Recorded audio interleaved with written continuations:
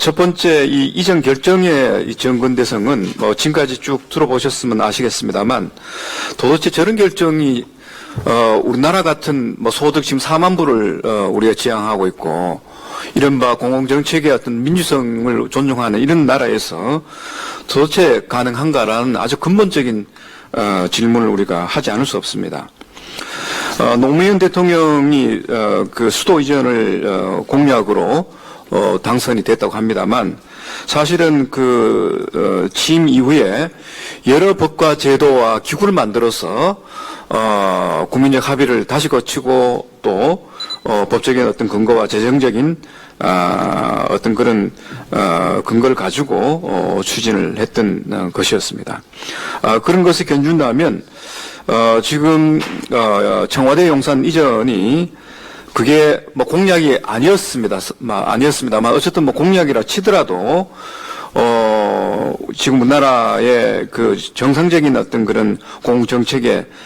절차를 우리가 따른다면 이 국민적인 재신임의 획득이 필요할 것 같고요.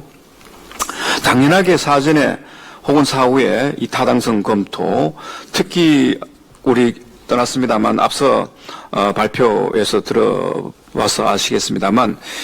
이 국방부의 어떤 그런 해체에 따르는 분산 이전에 따르는 안보 영향 분석과 대책은 이 사전에 치밀하게 준비를 한 상태에서 여러 가지 국방부 시설의 재배치나 분산이 이루어져야 할 것 같고요. 그 다음에 용산 청와대가 설치가 된다면 이를 중심으로 해서 서울의 도심 구조가 어떻게 바뀌고 그에 따른 문제를 도시계획 법적으로 추진하도록 되어 있는 서울시 도시 기본계획이라든가 개발계획, 교통계획 등에 어떻게 반영해서 문제점을 최소화할 것인가 이런 것들이 우리가 최소한의 상식을 가지고 있다면 당연하게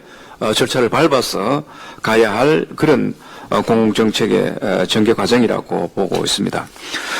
그런 것을 견준다면 이런 모든 것이 생략됐다는 것은 저는 통치권자의 하나의 통치행위로만 볼 수 없는 여러 가지 문제점이 저는 있다고 보고 있고요. 이 문제점은 아주 우리가 집중해서 본다면 저는 법적으로도 여러 문제점이 있다고 보고 있습니다. 지금 그 공공기관의 지방 이전은 우리 노무현 정부 때부터 시작이 됐습니다만 그때도 공공기관 지방 이전에 관한 법을 제정해서 그 여러 가지 사전 이전 계획과 타당성 검토, 그 다음에 그 이해 당사자들의 참여를 통해서 특히 지방 정부까지도 포함시켜서 계획을 세워서 그것을 추진한 바가 있습니다. 그런 것을 견준다면 이것은 어떤 법적 근거도 없이 그냥 일방적으로 그야말로 밀어붙인 제왕적 대통령제를 혁파하기 위해서 청와대를 옮긴다 하면서도 그 결정 자체는 전형적인 군사 독재 시절에도 없었던 제왕적 일종의 정치 결정의 한 전형을 이룬다고 보고 있고요. 이것은 시작점에 불과할 것이고 앞으로 이런 것이 계속 반복된다면 이 새 정부의 공공정책 결정이 앞으로 어떻게 이루어질지 참 걱정이 되지 않을 수 없는 그런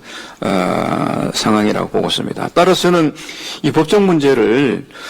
위헌 심판 청구라든가 혹은 위법 탈법에 대한 소송의 제기라든가 공익감사 청구라든가 혹은 국회 특위를 구성해서 그 결정의 부당성과 책임을 대정부 질의 등을 통해서 반드시 해야 된다고 보고 있습니다.